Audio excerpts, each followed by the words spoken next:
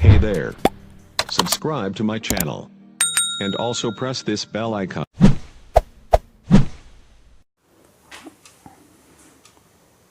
Hello everyone, welcome to our YouTube channel Lakshya The Goal Academy. जैसा कि हम लोग पिछले वीडियोस में बातें किया था वेक्टर के बारे में, वेक्टर क्वांटिटी, वेक्टर प्रोडक्ट और क्रॉस प्रोडक्ट के बारे में, और उस पर बेस्ड एक दो प्रॉब्लम देखी हुई थी। अब उसी पे बेस्ड हम लोग प्रॉब्लम आगे करेंगे कि किस तरीके से बेस्ड वेक्टर प्रोडक्ट और डॉट प्रोडक्ट के बीच में पे बेस्ड प्रॉब्लम आती है। जैसा कि हम लोगों ने आपको पिछले वीडियो में बताया था कि किस तरीके से वर्क डन का डिफाइन होता है और उस पे बेस्ड प्रॉब्लम कैसे करेंगे वो अब भी देखेंगे। तो देखिए, एक बार आपका क्वेश्चन आया हुआ था पीजीटी 2009 में, जहाँ पे क्वेश्चन कुछ इस तरीके का था कि आपका एक कोई पार्टिकल है जो कि मूव कर रहा है अंडर द गिवन फोर्स। ये आपका गिवन फोर्स है जिसमें कि वो एक पॉइंट से दूसरी पॉइंट पे डिस्प्लेस हो रहा है। तो हमें उस पर बताना है कि वर्क डन कितना होगा। अब बात आती है कि किस तरीके से आपका वर्क डन डिफाइंड है। तो वर्क डन आपका डिफाइंड है जो कि आपको पहले पता है, बता रखा है हमने। तो ये आपका क्या होता है, work done equals to force into displacement. और ये जो है एफ इंटू डी, ये आपका जो है ये डॉट प्रोडक्ट वर्क डन आपका जो है स्केलर क्वांटिटी है। इस वजह से हम यहाँ पे स्केलर प्रोडक्ट के रूप में यहाँ पे इसे लिखेंगे एफ इंटू डी। अब एफ आपका दिया हुआ है सिंपल सा, और आपका डी जो है वो मूव कर रहा है। तो किस तरीके से इस प्रॉब्लम को सॉल्व करेंगे।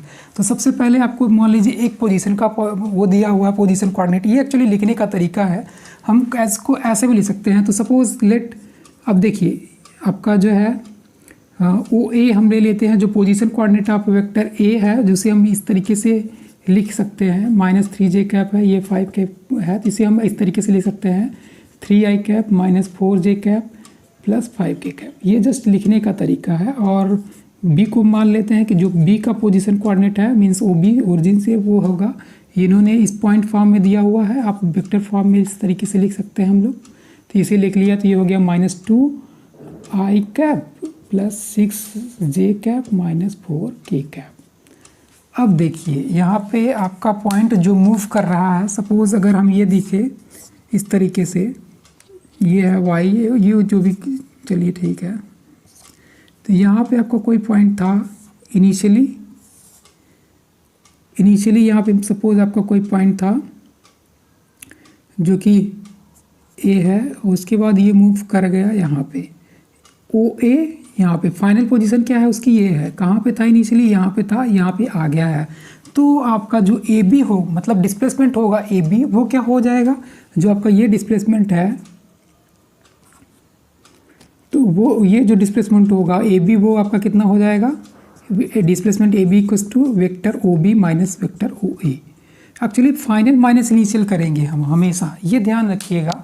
अदरवाइज आपका जो आंसर रहेगा वो मैग्नीट्यूड में तो ठीक है, समटाइम्स वो हो जाएगा कि आपका इक्वल आ जाए, बट आपका जो है डायरेक्शन वो डिफरेंट होगा।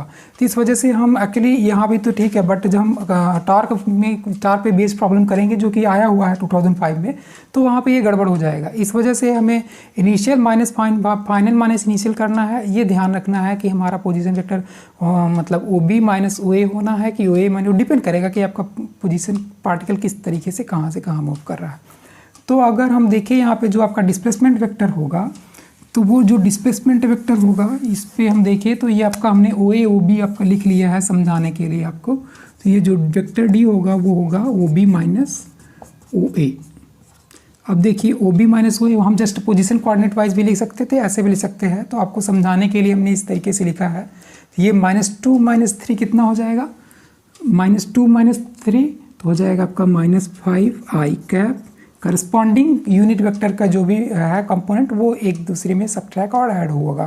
तो 6 -4j कैप था, तो ऑलरेडी वो माइनस है, तो क्या हो जाएगा, प्लस हो जाएगा, +10j कैप। और यहाँ पे -4 -5 तो कितना हो जाएगा, -9k कैप। -2 -3 -5 कैप, और ये 6 -4, ये +10 कैप, और ये -4 -5, तो ये हो गया -9 कैप। अब यहाँ पे हम एफ आपका दिया हुआ है ऑलरेडी, एफ आपका ये है।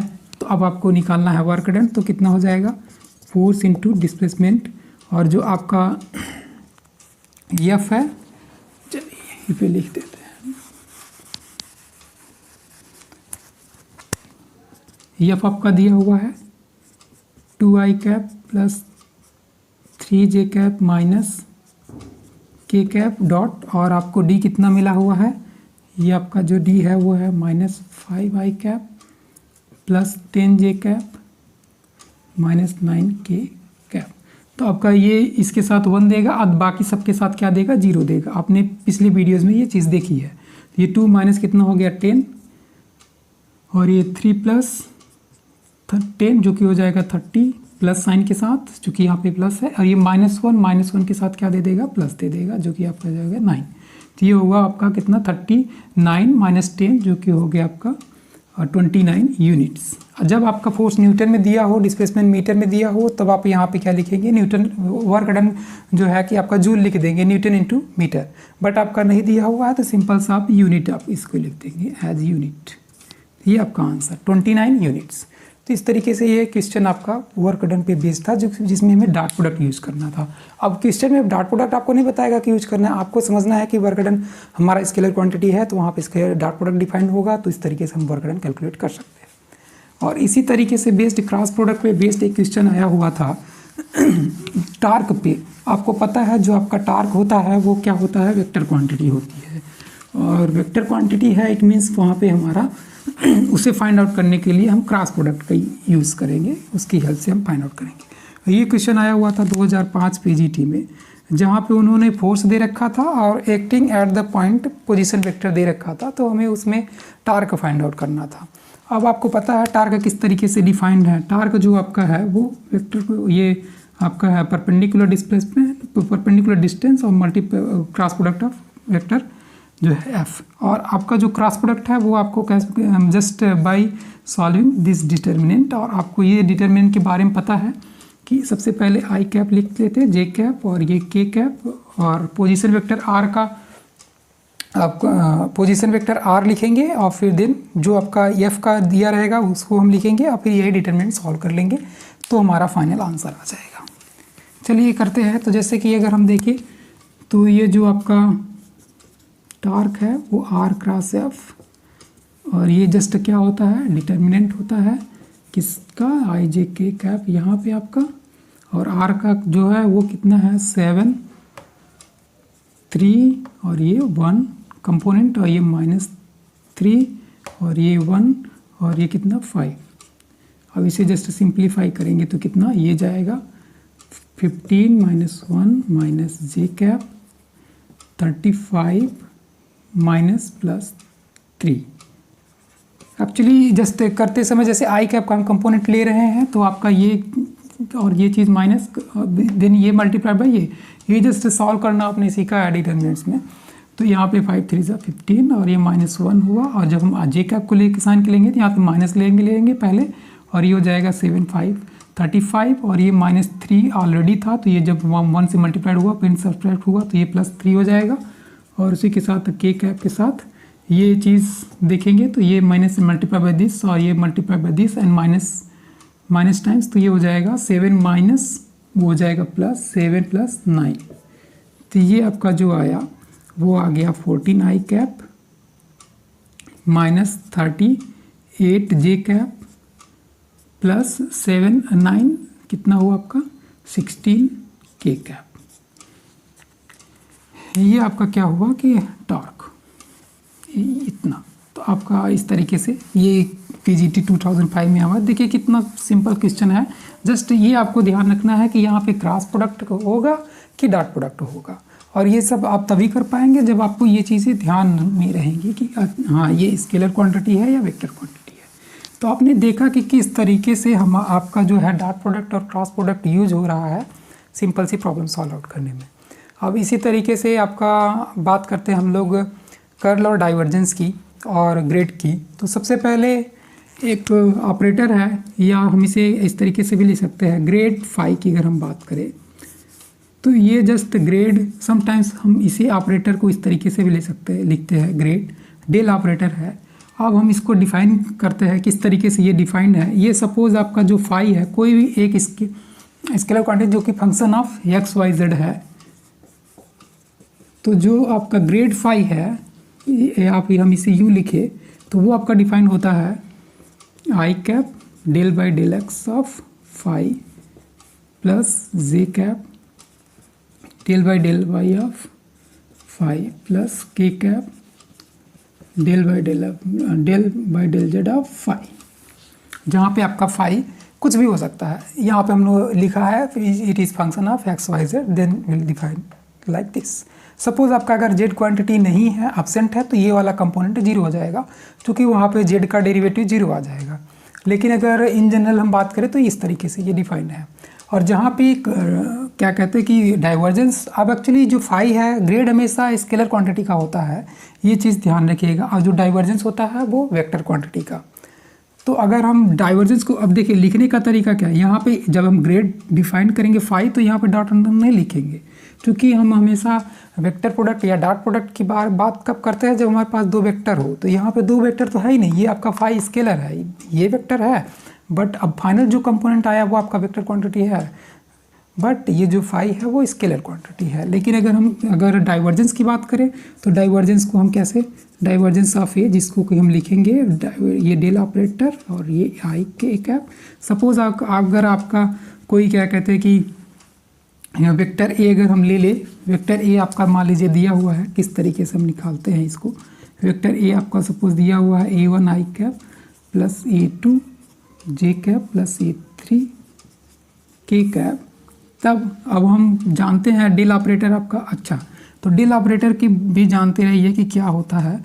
डेल ऑपरेटर जस्ट आपका ये है operator, I cap del by del X plus J cap del by del Y, और ये हो जाता है K cap del by del Z. ये कार्टेशियन कोऑर्डिनेट में है, और यही आपका स्फेरिकल और सिलेंड्रिकल कोऑर्डिनेट में ये अलग हो जाता है। और वो क्या होता है हम लोग आगे देखेंगे किस तरीके से चेंज होता है। तो अगर अब हम डाइवर्जेंस ऑफ ए की आसानी से बात कर सकते हैं बाय यूजिंग दिस।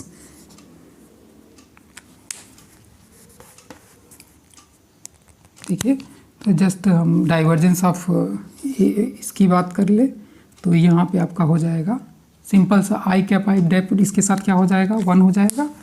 और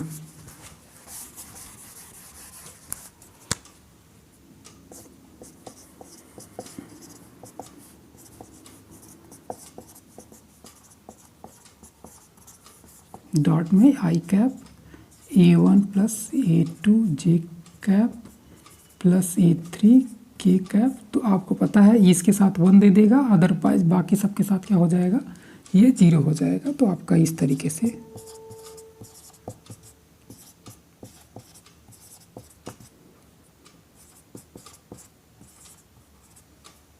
ठीक है। तो इस तरीके से आपका डाइवर्जेंस ऑफ ए डिफाइन है। और इसी समय हम लोग बात कर लेते हैं, ये हो गया आपका del phi, divergence of grad phi, divergence और कर्ल ग्रेड और डाइवर्जेंस। अब बात आती है लास्ट आपका कर्ल की, किस तरीके से हम आपका कर्ल डिफाइंड है। कर्ल भी जो है आपका वो वेक्टर क्वांटिटी के लिए ही डिफाइन है। चूँकि हम क्रॉस प्रोडक्ट की बात करेंगे तो किस तरीके से कर्ल की बात करें, हाँ। और डाइवर्जेंस ऑफ वो भी आपको आगे आप बताएंगे किस तरीके से। कोई भी वेक्टर है अगर आपका वो इरोटेशनल है तो उसके लिए कर्ल क्या होगा, और सॉलिनॉइडल है तो उसके लिए डाइवर्जेंस क्या होगा, ये आगे हम लोग देखेंगे। तो ये कर्ल ऑफ ए है, जो कर्ल को क्या है डिफाइन कैसे करेंगे, डेल क्रॉस ए। और हमने आपको पहले बताया कि लेट ए जो हम कन्वेंशनली क्या लेकर चल रहे हैं, vector A cap, vector A जो है वो आपका A1 आई कैप प्लस A2 जे कैप प्लस A3 के कैप, ये हम लेकर के चल रहे हैं। तो अब हम बात कर ले कर्ल ऑफ ए की, तो इसको ये भी जस्ट आपका डिटर्मिनेंट होता है, जहाँ पे पहले इसका कंपोनेंट क्या होता है आपको पता है कि हमने पहले ही इसको डिफाइन किया। तो क्या है आपका इसका component, del by del X, del by del Y, del by del Z. और वेक्टर ए का component vector A1, vector A2, vector A3। और यहाँ से अगर हम डिफाइन कर ले तो वही आपका आई कैप आ जाता है। इसको ये क्रॉस मल्टीप्लिकेशन